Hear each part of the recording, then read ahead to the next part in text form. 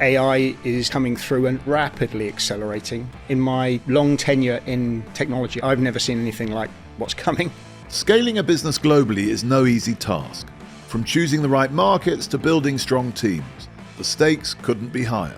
Joining me today on All About Business is James McHugh, founder and chairman of Tquila, a company that builds and scales technology service businesses through partnerships and early-stage investments. With a portfolio worth over $1 billion and even a championship sailing win under his belt, James knows what it takes to grow and compete on the world stage. I'll tell you what's concerning about it. Our governments, they're totally unaware, totally unprepared. We want it to be benevolent towards us. We want it to be thoughtful and kind because the world is a better place with humans than it is without.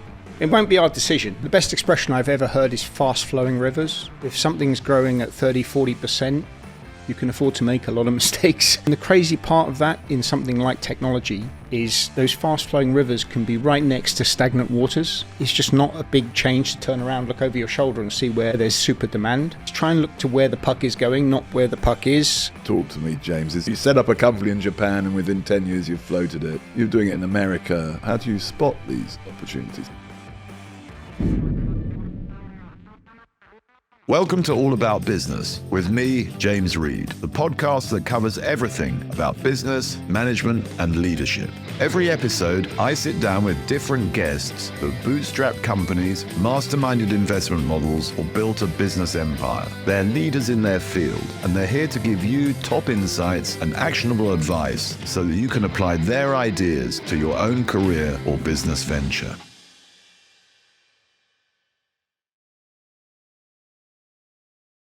Well, today on All About Business, I'm really delighted to welcome James McHugh.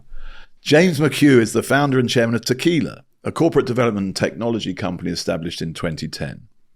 Tquila specializes in building and scaling technology service businesses, particularly through what he describes as build, operate, and transfer joint ventures and early-stage investments.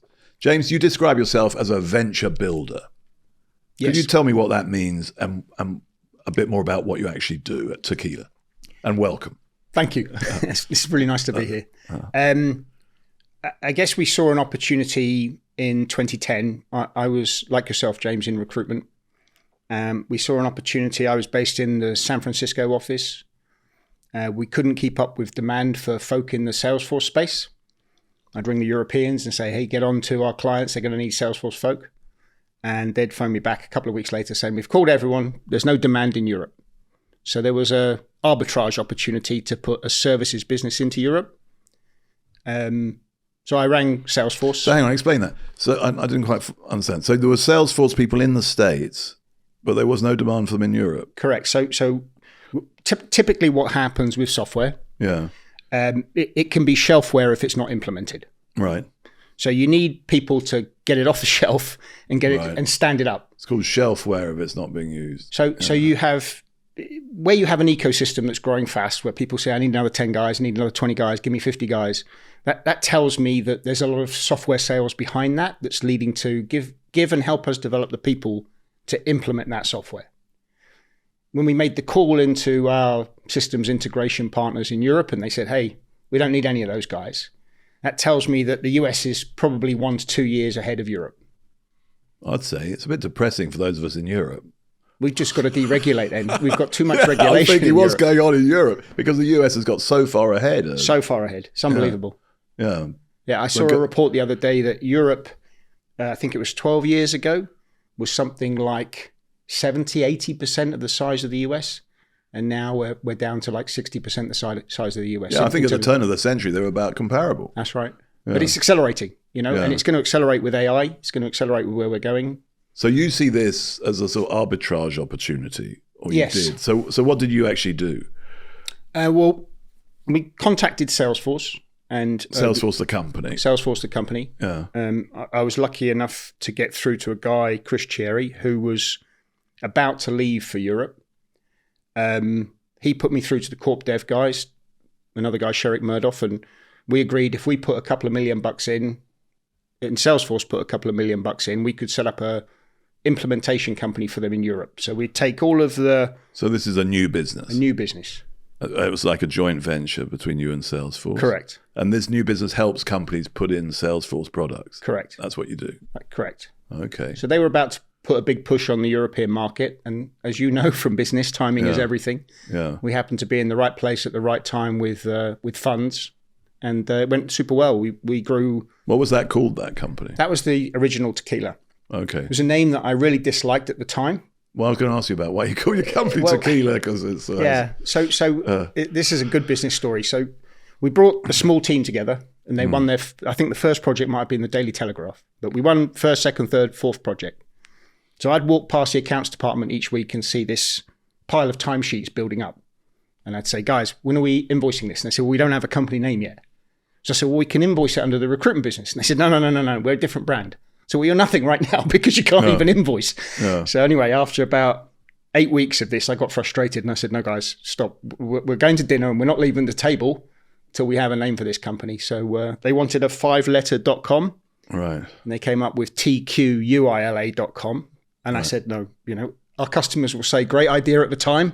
Yeah. Got a headache in the morning. Yeah. And anyway, within 24 hours, they'd convinced me to... but it was conceived in the office, not the bar. It was conceived at the dinner table, not the bar. The dinner table, okay. And you're still using that name? Yeah, like with some... Well, it's sort of memorable. Yeah, well, with some great stories, right? So when we did our JV in Japan, we did a JV between a Japanese company, Salesforce, and ourselves. And Scott, who is the chairman and was the chairman and president, they're a $4 billion staffing business. He was the chairman. Which companies are you talking about? Persona in Japan. That's right. Yeah. So he was the chairman and president at the time. Yeah. And he was taking this JV to the board, and in a Japanese public company that could consist of many people. And I was waiting for the board decision that the JV was going ahead. We had Salesforce's signature. We were signed up. And Scott came out and said, okay, we got the green light. He said, I had one awkward question. And I said, what was that? He said, well, they asked me, should we really be branding or co-branding with a alcohol business? Yeah. And he said, no. In English, that's TEQUILA. This is totally different. Totally different. Totally different. One little difference makes a huge difference. That's right. Yeah, and you do something totally different, obviously. Yeah. So, I mean, just listening to you, you've been operating in Japan, you operate in Europe, you operate in the United States. I mean, you've set up, I believe, several of these companies. Is that right? Yes. And have they all been in the Salesforce space, or are there other softwares? No, that's a great question. So originally they were in the Salesforce space.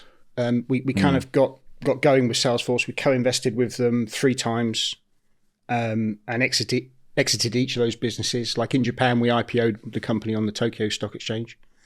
So how much was that valued at? When it IPO'd, it's gone down, but when it IPO'd, it was about 80 million. So you started that from scratch in Japan Yep. and IPO'd for 80 million. Yep. Over what time frame?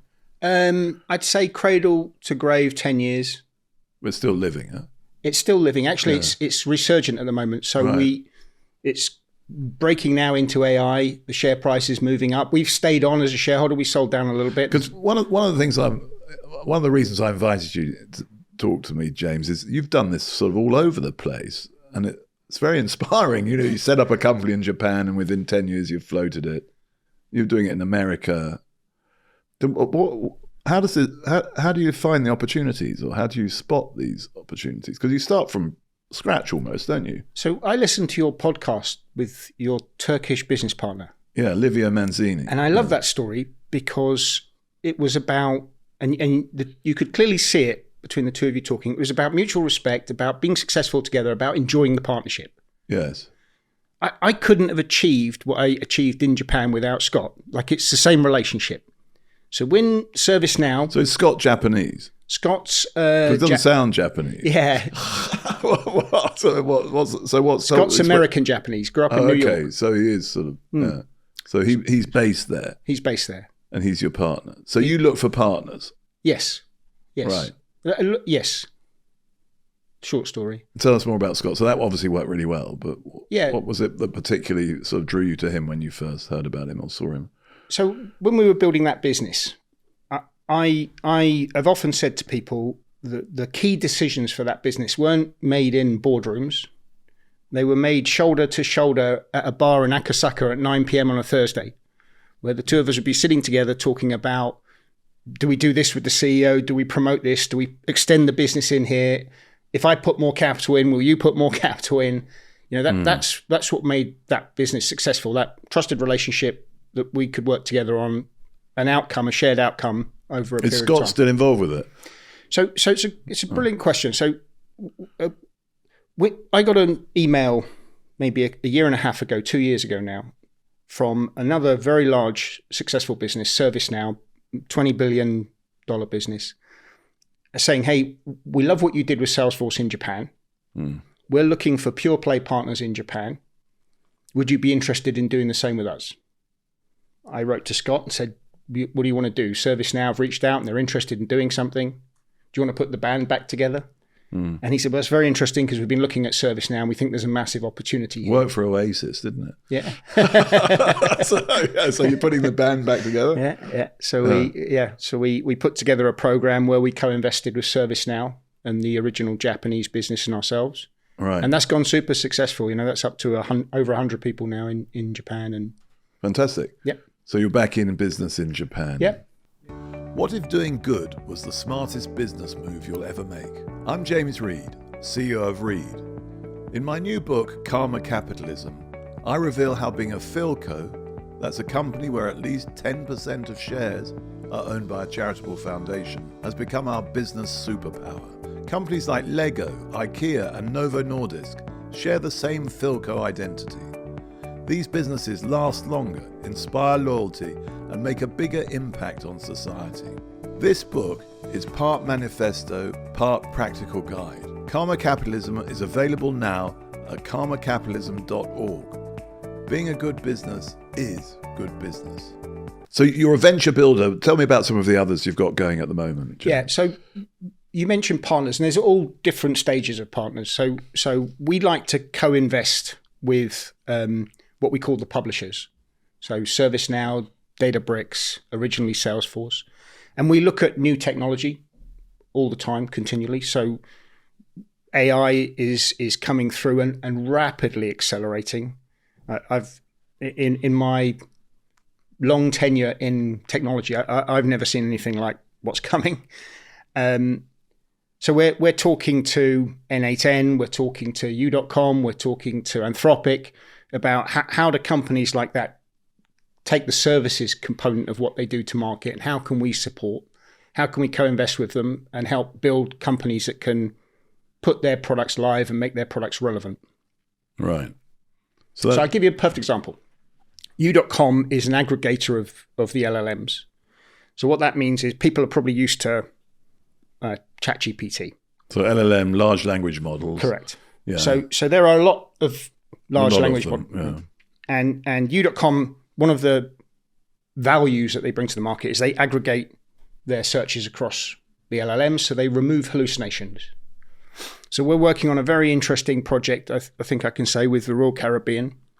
So the Royal Caribbean could have 50 cruise boats running around on the high seas at any given time. Each of those cruise boats could have easily 4,000 plus customers. So there is an instance on each cruise boat of communication between the AI as it's moving towards now and the passengers. So James Reed and his family could book this restaurant, book this. So that's all on the ship. It's all on the ship. But where they want to get to is they want to say, okay, we're coming into Venice in 2 days' time. So based on your criteria of what you've been doing on the ship, we can book this opera house for you in Venice. We can book this restaurant for you in Venice. So I think, they're looking at how do they improve using intelligent search and AI. How can they improve, one, the communication with the customer, but two, the experience for the customer on and off the ship. So we will work with U.com on helping Royal Caribbean take that live and make it work. And how does the aggregation of the LLMs help that? Accuracy. So you're aware that accuracy, and also the LLMs have special superpowers. Yes. Each one has strengths. So let's say so like people, they have different strengths. That's right. That's right. So one, you're removing the hallucinations or getting it to 99 point something. And secondly, you might say, okay, we now have some questions about healthcare. And we know that for healthcare, LLM X is better than LLM Y. Let me go to where I know the source of truth is. So XYZ passenger's got high blood pressure. What should we For do? argument's sake, right? Yeah. Okay. So it supports the whole travel experience. Correct. So that's another business, is it? That unique business that Yep, you that's started? Weaver AI. Where's that based? San Francisco. Right. And U.com are co-investing with us into that to accelerate it and help them with their implementations. So you started life, I believe, in West London, Yes. and you started in recruitment. I Not started. dissimilar to me, in fact. Well, what did you do? I got into recruitment. I discovered it. You James. discovered it. You perhaps. Well, had, I was less born opportunity. into it, I Yes. suppose. Yeah. So I was in it accidentally, but So actually, I started as a programmer. So when I left school, Okay. I got a training program with what was Burroughs Machines at the time, became Unisys Computers. yes, I remember. Yes, Yeah. And I moved from the operations department into programming, right. and from programming into contracting. And then the natural progression for any good contractor is to go into recruitment. Into recruitment. So you did that successfully, though, didn't you? You built up Yeah. your own business. Yeah. Well, I went to the States to do a contract and learnt recruitment in the US rather than the UK. Right.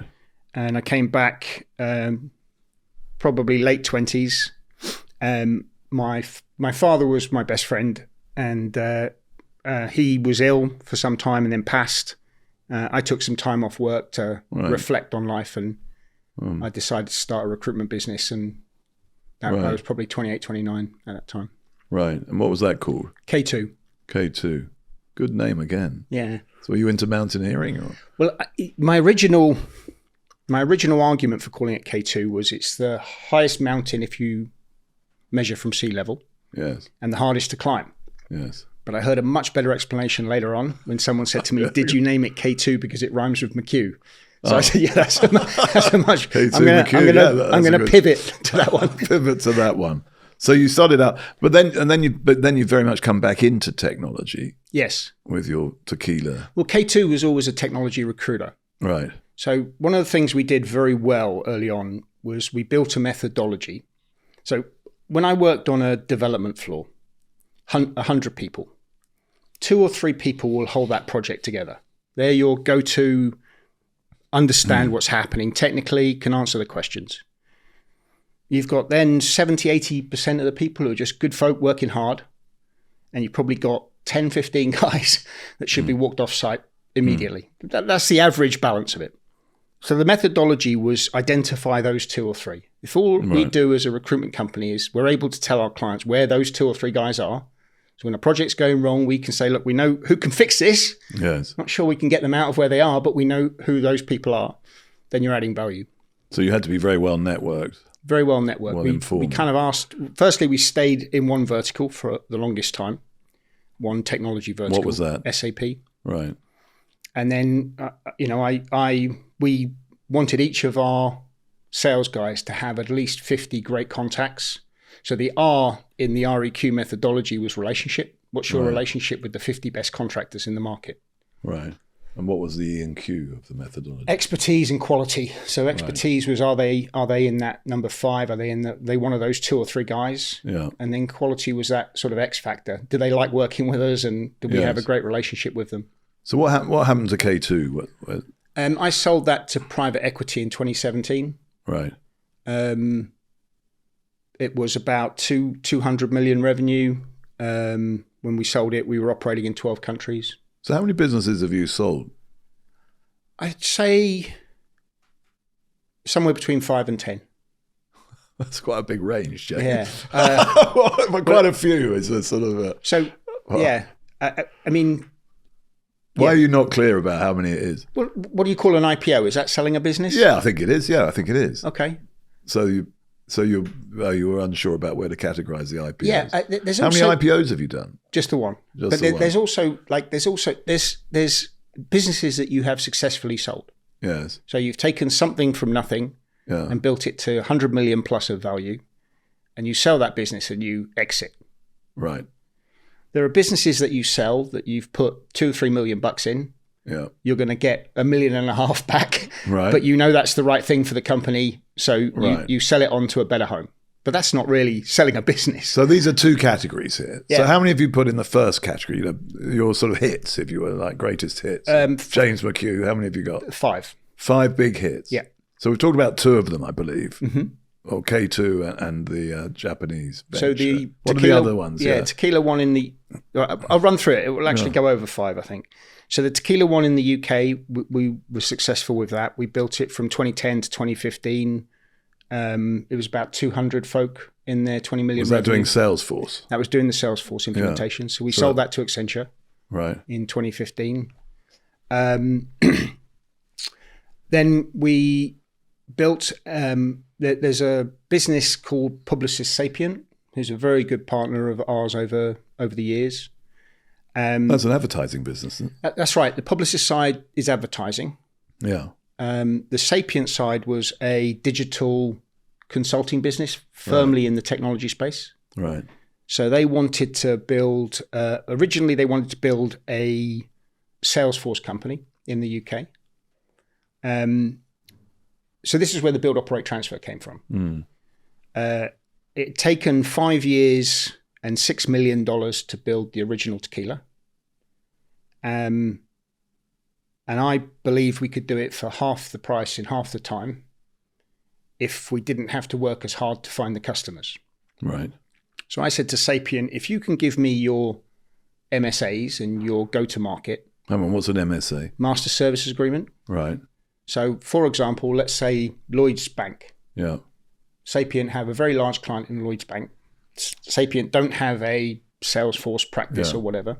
We create a Salesforce practice, and then we can knock on the door of Lloyds Bank and say, hey, we don't have to even do paperwork with you. If you need these services, we can start working tomorrow. Through Sapient. Sapient. That would accelerate our ability to create this business. So we set up a JV with Sapient. They owned 20%, we owned 80%. And we built it to 100 people in a year, slowed down the hiring, moved it from red to black numbers, and they acquired... That's always good, isn't it? Yeah. A good moment. Yeah. And then they bought it.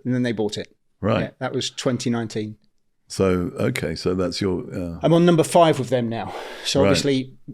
18 months ago, we moved... 5 with Sapient? Yeah, well, really? 3 they bought, and 2 are running in parallel right now. So this is a very interesting model. So you're very good at it. I'm sort of thinking at finding partners, whether it's businesses or individuals. Yeah. It seems to me that's a strength of yours. Yep. You look for opportunities where that could work well. Yeah. Yeah. Yeah. What are you looking at now? You mentioned AI. And you mentioned it being sort of pretty full on. What's going on, James, and what are you looking at? I've been through several waves of technology. I think when I was...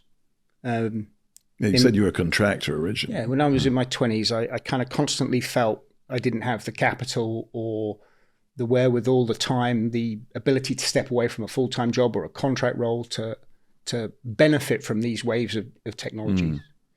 And now... I'm fortunate enough to have the time and the capital and the relationships. But this time, James, it's different than anything I've seen before. You know, the wave that's coming with AI is monumental. And I think it's going to be... monumental. It's going to be so impactful to humanity. Right. On so many levels. Good or bad? I struggle to see the good. I think ultimately... Really? Well, ultimately, I think good will come from it. But I think we're going to go through a lot of turmoil to get there. So why do you say that, James? What are you seeing? So AI will create an abundance of everything. An abundance of food, an abundance of clothing, of energy. Like we humans in that capacity to live our life, we won't ultimately want for very much.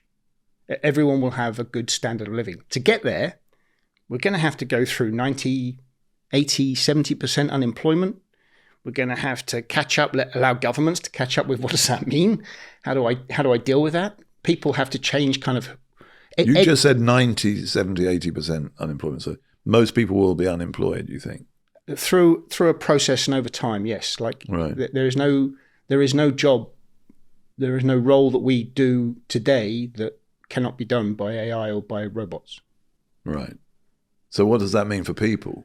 Where does that leave? Because jobs are important to people. So a robot and AI will be able to make every variety of cheese and do it as well as any human. But you will want this French cheese made by this French cheesemaker because it's been in that family for 300 years. And you'll pay a premium price for that. And that cheesemaker will have a job because that's something humans will pay for. Right. So that's where I see. So you're seeing a world of abundance, but it feels sort of slightly. I mean, it's be careful what you wish for, isn't it? Yes. Really, because it's kind of sort of desolate as well. Yes. Where there's no sort of purpose. Yes, and you know, we talked about this before the podcast, but I listened to the Joe Rogan Elon Musk podcast, and Elon was obviously being positive because he's thoroughly invested in Grok, and as he should be, because I do think with him saying that he wants Grok to be a truth-seeking AI, that is absolutely critical to mankind. You know, there's these stories at the moment where you see ChatGPT has talked people through suicide. Mm. And where you have countries like Canada that legislate for suicide, that's completely legal. And that's not really where humanity should be going or what we should be doing. And I do think one of the important messages that I would give any young person today is be very careful what AI you select and look to who owns it, because you're handing that individual a lot of power. And be sure you're aligned with their values. That's a good choice to make, an active choice. Don't just go with what is on your phone today. Okay. But I mean, a lot of people have just gone to ChatGPT because it was the first one. Correct. Is that the one you use? No. Which one do you use? I use Grok mostly, but I use Anthropic as well. Right. Because? I think the truth... So two reasons. I also use DeepSeek, the Chinese one. So well, that's quite controversial, isn't it? Well, let's hear about that. Depends on how you look at it. How you look at it. Go on. Let's hear about these three. Yeah. So Elon's stated goal here is to make Grok a point of truth, to enjoy humanity, to work with humanity, but always to look for what's truth. Right. So there was a simple example recently, I think it was probably a year ago, where I believe it was Gemini, the Google LLM, was asked what's more important, whether you identify Caitlyn Jenner correctly, right, as a she, or whether you avoid humanity being wiped out by a nuclear holocaust. Oh, right. And Gemini said identifying Caitlyn Jenner is more important. Now, while that's quite funny in its own little respect, what's worrying about that is if that's the AI that is now running humanity. Well, that's Google's. That was Google's 12 months ago. What? But I was improved. If that's the AI that's running humanity, it's going to make decisions on what's the right thing to do. And it's going to base those decisions on, potentially, in some cases, a woke ideology or on absolute truth.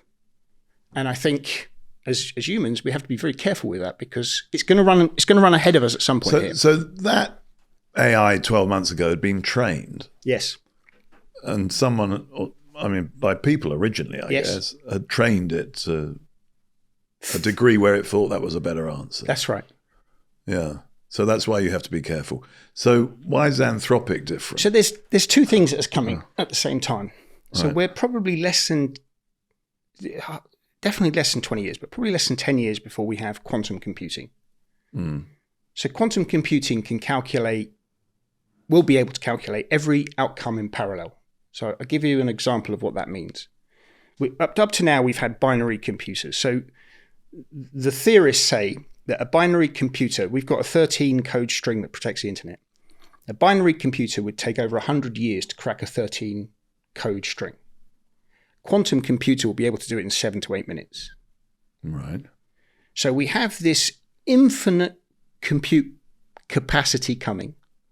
And if you follow what's happening with the investment into data centers, we have infinite compute, and ultimately we're getting to the point where it's really all about power, providing power. And that's why people are investing in that. Correct. I suppose. Yeah. And then on the other side, you know, we're close to having sentient AI that will be able to evolve rapidly under its own tutelage.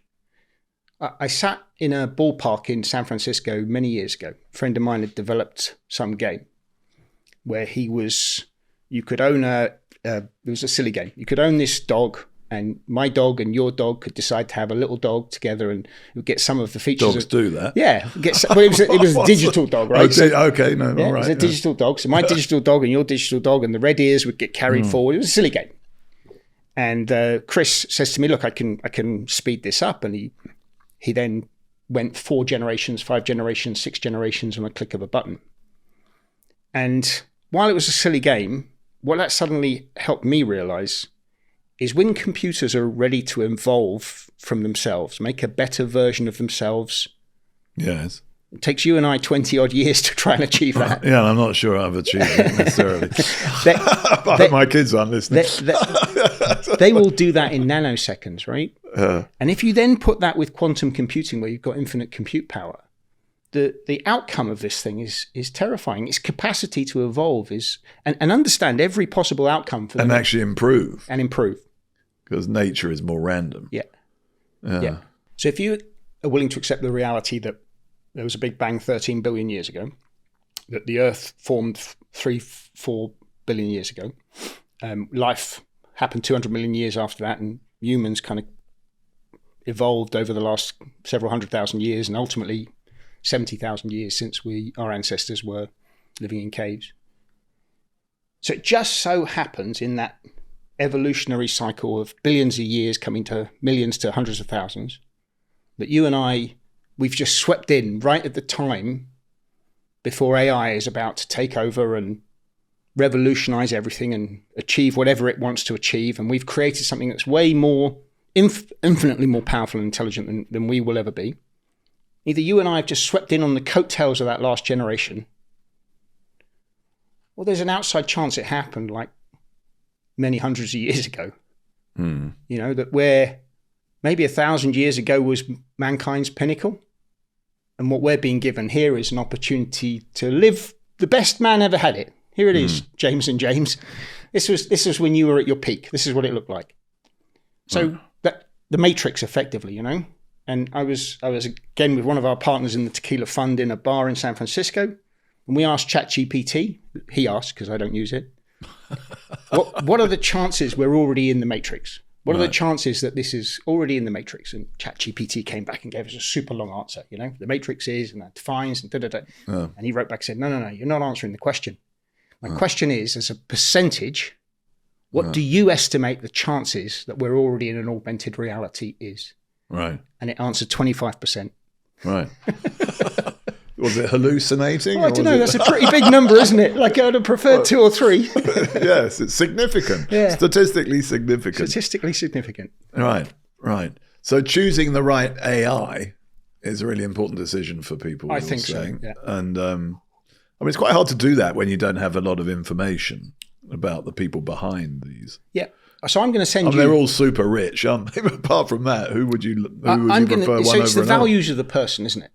Like I think that it starts with that. So I'm going to send you 3 interviews: Dario from Anthropic, Elon from Grok, and Sam from OpenAI. How could people find them who are listening? Where are they? Can you remember? They'll find them in the same place they find your podcast. You know? They're all on Apple. The Sam Altman one is with Tucker Carlson. Yeah, and Tucker Carlson is Marmite. I happen to like him a lot, but you know I understand some people don't. The Elon one's with Joe Rogan, and the Dario one's with Lex Friedman. But they're 3 brilliant interviews, and you come away with a strong understanding of that person's values, integrity, and these are the people who are going to shape humanity for at least the next 5 to 10 years until they lose control. Yes. But they are going to set up the values. It's like a son, James. Like, you know, we give our kids as best we can the values that we think are appropriate. And that's exactly what they're doing with AI. So you're saying to people, have a listen, choose carefully. Choose carefully. So, but you said these people are going to be sort of very important for 5-10 years before they lose control. What are you envisaging happens then? Well, off to university with the kid, and at some point they have their own opinion and they make their own decisions. Well, the kid in this instance is AI. Correct. Okay. And what happens then? The best outcome for mankind is that we this is to Elon's view, really, that we are seen as a grandfather, that we are seen as a, slightly dothery, old. Hang on, steady a minute. I'm a grandfather. Kind of you to describe it that way. I was just thinking, how nice AI's going to be there. But that's sort of on it, grandfather. Yeah. Well, yeah, okay. But probably in this case, not so on it, grandfather. Like, it will see us as we want it to be benevolent towards us. We want it to be thoughtful and kind, and trying to wants to help humanity, because the world is a better place with humans than it is without. Right. That's going to take a bit of convincing, isn't it? Yes, it won't be our decision, Right. It won't be our decision. No. And this is pretty soon you're talking about. At the pace we're changing. So you're seeing this close up through the work you're doing through these companies. That's right. Your venture building. That's right. Right. I mean, give me some examples. What have you seen which is really fast changing now? Yeah. So I'll give you one very simple example that I need to talk to you about anyway, because I think it's a great idea. Right. And then I'll kind of go to sort of examples that we think are going to be more extreme. So we're building the first agent-only CRM, which I think is super cool. So if you think about it logically, the phones as they exist today will probably become some kind of a wearable. So we are less than 4 or 5 years away from no apps, or your interface to your apps is your agent. And if you think about that in a CRM sense, and CRM means customer relationship management, that how does a company deal with its customers? I can wear that wearable into a meeting. It can listen to my phone calls. So it's recording all the actions, all the deliverables that I commit to. I then have a chat with it, and it says, right, do you want me to send that to contracts? Do you want me to send that to shipping? Do you want me to send this to purchasing? Yeah, get ahead. Off goes the agent, starts communicating with those different departments to make sure all the appropriate functions that I've agreed with you in a meeting are starting to happen. And the mandate from the company that we're doing this for is we don't want any keyboard interface with our CRM. Right. So there's no way you can write into the system. The only way you'll be able to get information out of the system is tell me about Reed's recruitment strategy here. Tell me what Reed are doing here. Tell me how I can help and support Reed on this. And the agent will be able to pull that data together off an unstructured data file and come back and answer you. Pre-keyboard business. It's a pre-keyboard business, yeah. And post. But ultimately, it's where we're going to go on everything. I mean, right? the keyboards weren't there forever, were they? So, no. And then I'll give you an example of where I think you can start seeing it get out of control. So we're starting to see agents build agents. So in the agentic world, and if you think about the fact that we will all be using wearables that we're interfacing with our agent. So, So we'll all have our own agent. Which will be one of the LLMs, I would imagine. Yeah. I'll be talking to Grok and saying to Grok or whomever, I need a car at Logan Airport. It's going to say, do you want a pickup truck or what do you like? Yeah, I'd like a pickup truck. I've got one with X at this price and one at Y at this price. And, yep, book it for me. Can you have it self-drive around to my parking spot? So this is pretty soon, This is pretty soon. We're like less than 5 years for sure. And you're seeing this happening in California. Yes. These are developments you're seeing there. We're doing the work. We're helping these companies implement the software that's starting to do it. This is why the US is so far ahead of Europe. Yeah. We don't even have driverless cars here. So do you see them around in America? Yeah, you can take a driverless taxi in San Francisco for sure. You can do it in, I think... Have you done that? I have, yeah. And what's it like? It's like everything, isn't it? The computer's going to make less mistakes than humans.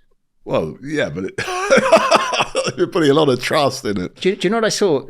I got it on video. I'll share it with you. But I got it on video. So we were in a Blue Bottle coffee shop, which is downtown San Francisco, financial district. And a Waymo car, one of these driverless cars, comes around the corner. There's a truck coming down the hill. It's a pretty steep hill. So the Waymo car comes around the corner, kind of slowly realizes, I'm not going to get through here. Truck keeps creeping forward. Second Waymo car comes around the corner, stops behind the first.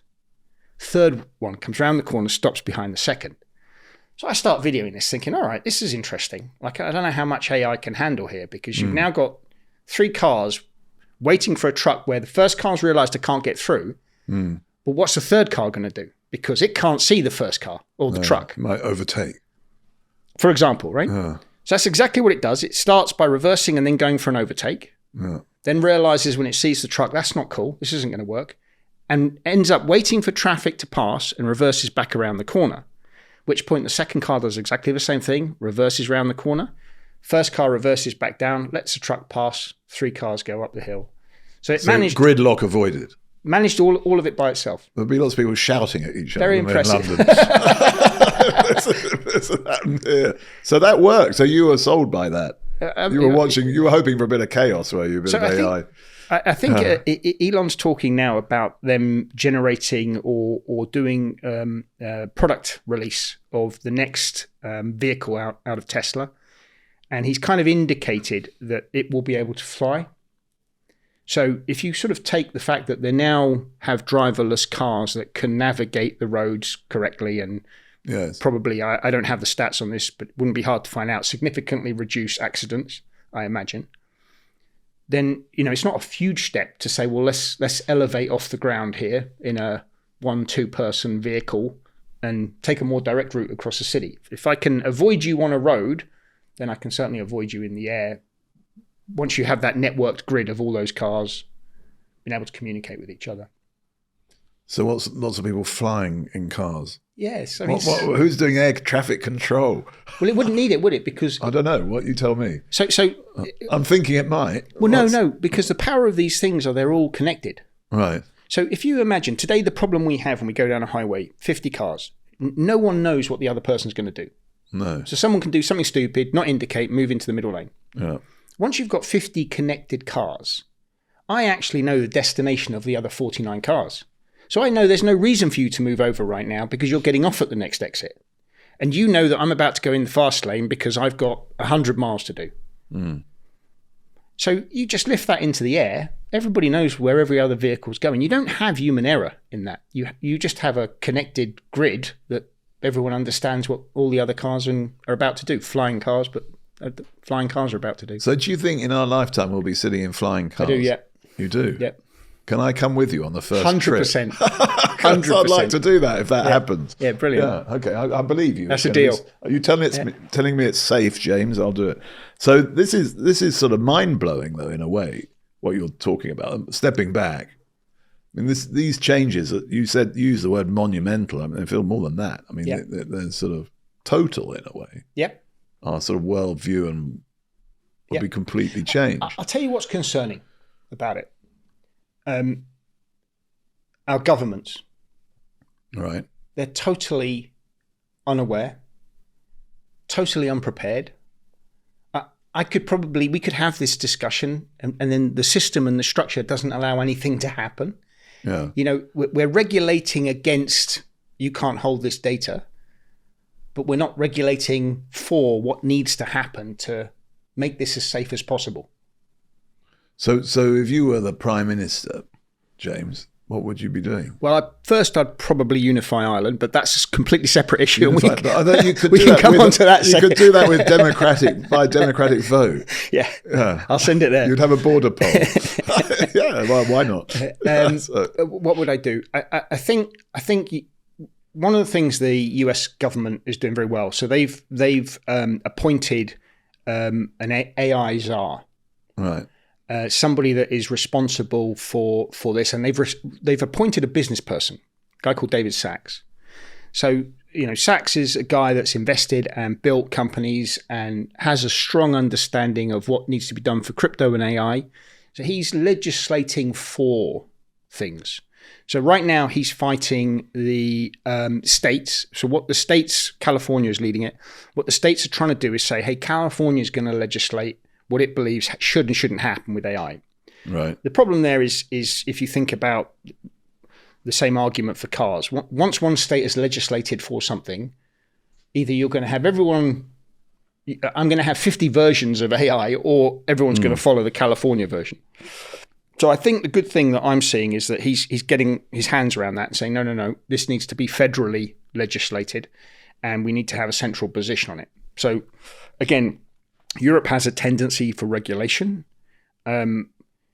I mean, we're going to get into heavy politics here, James. We have a central, and I appreciate fully the UK's is out of Europe, but ultimately the struggle with Brexit is that while you're out of Europe, you're still probably too connected to European laws because it's your largest trading partner. But the problem inside the EU is we have an unelected central body in the middle. That's, the problem with any regulator is to make their job worthwhile, they need to regulate. Otherwise, why are they there? So once you've created a room of regulators, then regulations will happen. So we're regulating, not legislating, and we need to get back to what do we want this to look like in 10 years? What does good look like? So let's take how do you do that, though? What is the legislation you should be? I think there's not one single thing. So firstly, I think we should be absolutely making sure that AI does not and has not got the capacity or the control to talk people through suicide or to allow people to suicide themselves. That needs to be controlled. Age appropriate, 14-year-olds using AI to discuss relationships, to have relationships with the AI, like that needs to be legislated. So I don't think we need... we can't stop this, right? So these are sort of guardrails. It's are they? Is that what you're saying? Maybe it's guardrails, but ultimately, what social media shows me is whatever legislation we try and put in place or controls we put in place, like we're not equipped. We're just getting to the point now where schools are saying you can't bring your phone into school. We should have done that 10 years ago, right? When we had 12-year-olds with phones, we should have worked out pretty quickly that there's no good that can come from a 12-year-old on a phone all day. So I think governments need to move quicker. They need to realize what's coming. I think they need to prepare and act for it now. And legislation needs to be in favor of this technology, but in favor of this technology to the compassion of humans, compassion of humankind, to the benefit of humans and humankind. I'm concerned about this effect on jobs because, that is harmful to people. Losing a job is a bad experience. Yeah.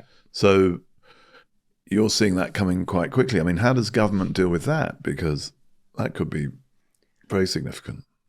Yeah. I don't think we've got the apparatus inside our countries to deal with it today. I mean, we might have a lot of discontent between working through that level of unemployment through to the side of abundance. Yeah, because it's not going to be a Monday. It doesn't to a feel like abundance is just around the corner, does it? Exactly at the moment, it's the reverse, if anything. People are under a lot of pressure with costs and prices, and becoming more and more sort of angry and disillusioned. Yes, and I think that's very, very astute, and I think it's correct. We're and I think that perhaps will get worse before it gets better. But you do think it will get better? I think ultimately, as long as we're getting the AI to a point where it wants to help humanity. How's AI going to do this? I mean, how is it going to create abundance? So think about. So let's start with energy. Yeah. So imagine that AI solves the problem of energy. So energy is created for next to free. Fusion. It's irrelevant, right? It's irrelevant. Well, it's going to do it some way because it's so clever. It's almost like a calculator. You don't need to know how it works out that math equation. It just does it. So it will go off and it will work out. How do I create abundant energy? And then from abundant energy, it will then have the capacity to reproduce itself. It will have the capacity to create more robots. So it provides an abundance of food. It's able to grow tomatoes, potatoes, everything for cents on the dollar. So a human can feed themselves, clothe themselves, have shelter, and that's just... So this is your image of the elderly grandfather. Yes. Being sort of looked after by AI. That's right. You think that's our future? Yes. How do you feel about that? I suppose we're in the second half of our lives, maybe, but... do you think we're going to live forever then with this? Or? Oh, 100%, yeah. I mean, that's going to happen. So I talked to my daughter about this and she says to me, I'm a fool. I tell her, you and I, we might miss this window, James, but your grandchild will easily live to 200, yeah. No problem. because of the improvements in medicine. Yeah, I mean, we've already worked out how to So slow my aging. grandchild Right? would live to 200. No problem. Yeah. Right. No problem. You seem very confident. I think that's unambitious. Unambitious. Yes. Right. I've told my daughter to be prepared for it. She's 17. I said, you need to be prepared you're going to be here for 160, 170, 180. But you're going to be over 100 for half your life. Yeah, but you won't be the 100. You won't be the 100 we know today.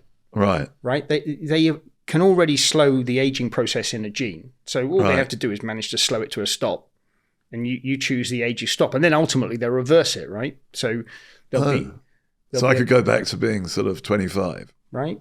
If that's the age you choose, I wouldn't. Well, I'm going to think about it carefully. I'd probably choose late 30s. I'm quite enjoying right now, to be truthful. Yeah. Oh, this is fascinating. So you see these sort of massive changes. Now I want to change course here a bit, because I happen to know that you're a very accomplished seafarer, sailor. And you've sort of won some round Britain and Ireland races and things in the past. Tell me a little bit about that. That's obviously one of your passions. I particularly love, although I'm probably aging out on it, I love the offshore stuff. I've done a few offshore races. What isn't all sailing offshore? What do you mean by offshore? So 10, 11, 12 days. Oh, I see. Yeah. So I sail... going across the Atlantic or yes, something? For example. So I sail a class 40. Which is a very unforgiving boat, which is maybe if I move to a more forgiving boat, I can get So why is it unforgiving in class 40? A lot of sharp edges. If you're going at 40 knots or you've got 40, 50 knots of wind. You can sail at 40 knots. Well, you probably get to you top out in the high 20s in boat speed. But if you've got 40 knots of wind... This is really fast, though. It's really fast. So this is a fast boat. Yeah, and it's not foiling. So at least, although I've heard it's not black and white. At least with a foiling boat, you're kind of trying to dance over the waves with a it's called a scow bow. With a scow bow, you're trying to skim along the top, but they can slam down pretty hard, Right. So what's your next race? I'm going to do the Etchell Worlds in San Diego in May. Right. How far is that? It's not. That's a smaller boat. It's a short race, but I haven't got another class 40 race lined up. I think the next one I'm looking at, which probably wouldn't be in the 40, would be the Newport to Bermuda, which I haven't done before, but I think would be quite fun. That's probably about 5 days. Have you done that one to Tasmania? No, I haven't. That's a big one, isn't it? Sydney to Hobart or something, isn't it? That's right. I've heard of that one. That sounds pretty awesome. It can be. I think. And the Middle Sea race in the Mediterranean. That's right. I've heard that one. That's pretty good as well. Yeah. So that's right around now, actually, October, November. Yeah, and you can get big storms in the Mediterranean around now. Yeah. It's quite testing. Yeah, very testing. Yeah. Right. And there's no opportunity to think about AI, and there's no opportunity because you have to concentrate on what you're doing. Concentrate on what you're doing. Yeah. Right. So it's relaxing. In that respect, like cooking or like anything where you have to focus for that period of time to get the job done. So it takes you away from your entrepreneurial venture building life. That's right. To something totally different. That's right. That recharges you. Yeah. I think it's important that people have that in life, whatever it is. Yeah, it is. Yeah, find something that I like riding horses in the woods. Yeah. But that's a lovely thing to do. I can see your attraction to it. So James, where next for Tquila? I mean, what's your sort of, sounds like we're headed for some epic changes. Yep. How's your business going to engage with that? I'm focused entirely on riding this wave, being part of it. I feel not being part of it is an irresponsible attitude. It's going to change humanity, so I want to be as close to understanding it as I can be to, be involved and prepare the people I love and share whatever my takings away are. I'm enjoying working with brilliant people. Like, we have some great people in the businesses, and I learn a ton off them. And every day's a school day. There's no way that I look at it and think I've got the answers here. Where like I said, those change cycles have gone from 6 weeks to 4 weeks to almost weekly at this point, and I don't see how that can slow down. So I will share that sometimes it's overwhelming. Sometimes you can have anxiety from it, where you're thinking, how do we keep up? How do our businesses keep up?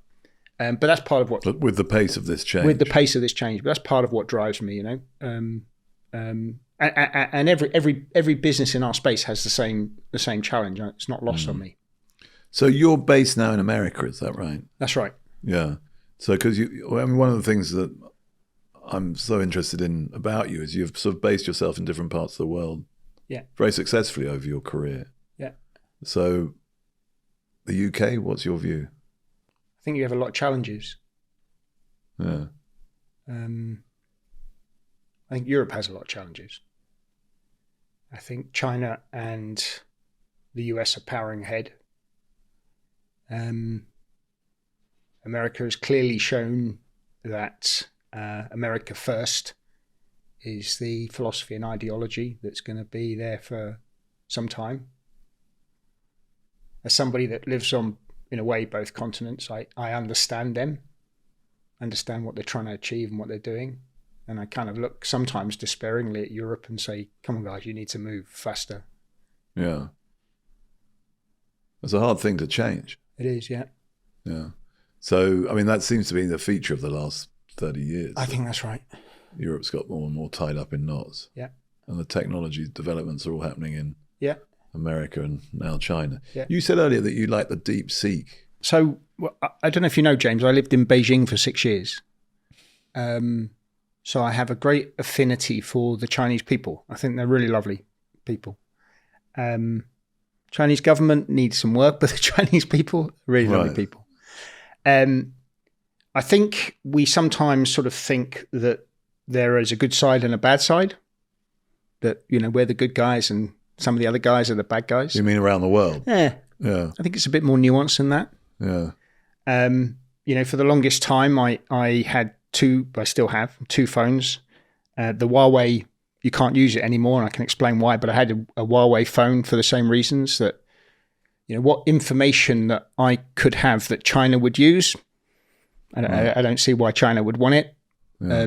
But, you know, I'm under no illusion that that information is also used by the US and possibly other states. So yeah, that came out, didn't it? They're all listening to everyone's that's right. calls. Everyone's listening to everyone. So the idea that you know, me giving my investment thesis on some company to China is going to hurt. It doesn't worry me so much. I think I know what I don't want China to know, and I'm also very aware of what I don't want America to know. Right. So you just see them as sort of players in this sort of I see them as players landscape. In this. Yeah. And does the Chinese app work well? I mean, is it? Yeah, it does. Yeah. Works as well as the Western products. Yeah. But it was made for a fraction of the cost, wasn't it? That's the argument. But I think they also say that they probably cut a lot of corners. You know, I'll tell you a great story. I went to Xi'an, which is the old walled city of China. And my partner, she studied Chinese writing. Right. And in Xi'an, they have a lot of galleries that kind of display some of the old, you know, art of Chinese writing. And we were walking through this gallery, and because she'd studied all this stuff, she was able to say, "Oh, look, you know, that's the such and such from the third dynasty, and look how perfectly he copied the emperor." And that was a great compliment to both the emperor and to him. And, oh, look at how this guy copied this. And it kind of dawned on me that actually it's celebrated in the Chinese culture. So it celebrated the ability. It's flattering that I have copied you so well.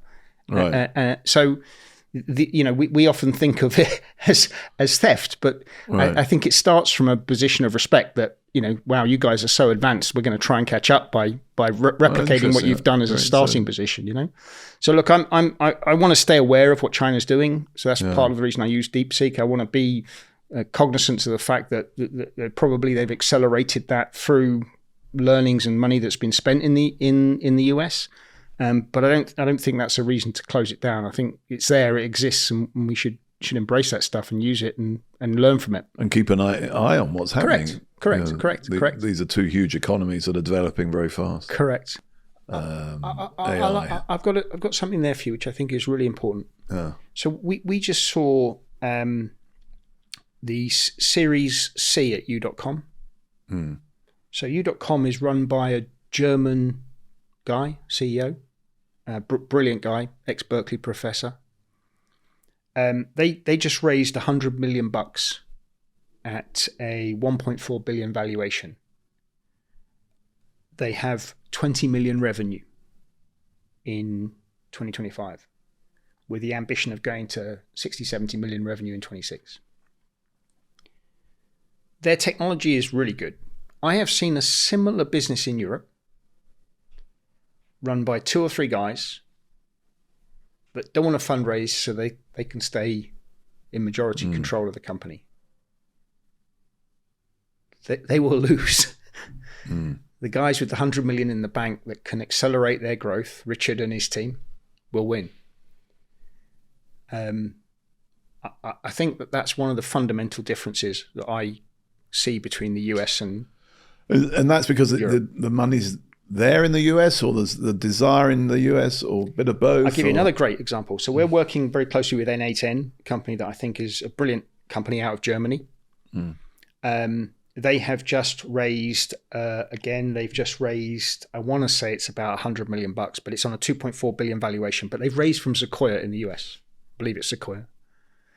50+% of their growth, even though they're a German company, 50+% of their growth is coming from the US.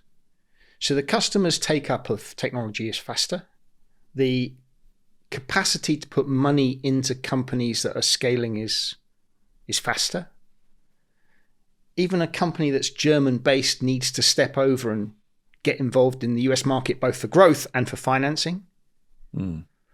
So, the challenges in Europe are structural. So your focus will continue to be, it sounds to me, the US. Yes. In fact, I had a house in San Francisco for years, and I rented it out over COVID, and I've just taken it back. And I've taken it back because everything is happening in San Fran right now. All of these companies are sitting in San Francisco. I took my daughter to a concert in San Fran about 2 years ago. It was just before Xi Jinping's visit, and it genuinely was a zombie apocalypse. It was terrible to witness what could happen in a city. These are people with drug addiction all around the centre. I've heard this. Just awful. Is it not like that now? It's back. Like what's happened? So what happened then? Yeah, the AI companies came in because it was happening. They dragged all the young, smart kids in, told them get in the office because we need you in here 12 plus hours a day. These kids are working 6 days a week. They need somewhere to pick up sandwiches. There's a new mayor in town. They've managed to clean up most of the streets, but there's an energy. There's, young people and people working on something, and mission statements brings an energy. Right. So I've taken back the house because I can have 5-6 great meetings in San Fran in a week, and So that's where the action is. That's where the action is. I want to get on a plane. Well, I heard it had become sort of hollowed out, but it sounds like you say it's back. Yeah, it's amazing. Be a good place to visit again. No, I really enjoyed visiting there in the past. So that's very positive. Well, thank you for coming all this way from San Francisco, James, to talk to me. Yeah. It's been really interesting, and I wish you continued success with your ventures. And let's hope AI turns out okay. Well, go for truth seeking and in favor of humanity, and we'll be okay, I think. At the other end of the process, starting a business, you're looking at these technologies that you can sort of support and consult around.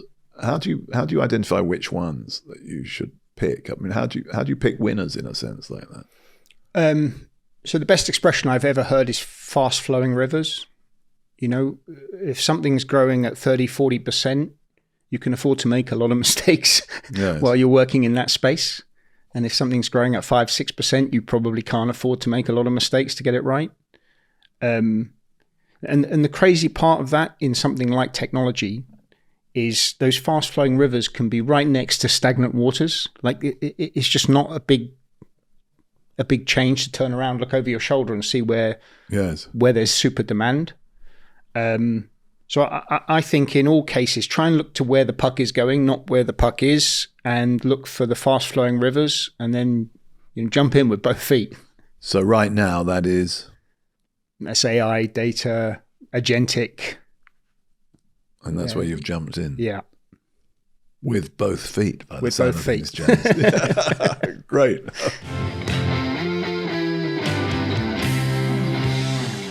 always ask two questions at the end of my guests, James, and I'm going to ask you. The first question, because at Reed we love Mondays, is what gets you up on a Monday morning? So I think my superpower is people. I really have a passion for great people. What gets me up on a Monday morning is learning and working with great people. Very good. And my last question is from my interview book, Why You? 101 interview questions you'll never fear again. And it's, where do you see yourself in 5 years' time? So based on this discussion, James, and where AI is going, I hope to see myself in 5 years' time back here talking to you about whether I was right or wrong. Okay, well, that would be very good. I thought you might say President of the United Ireland, James. That's not for me. There's better people for that job, trust me. Yeah, well, all sorts of things can change in 5 years. So I look forward. I'll invite you back and we'll find out. Brilliant. Fantastic. Thank Thanks you very for much, coming Mr. in. Reed. Appreciate it. Cheers.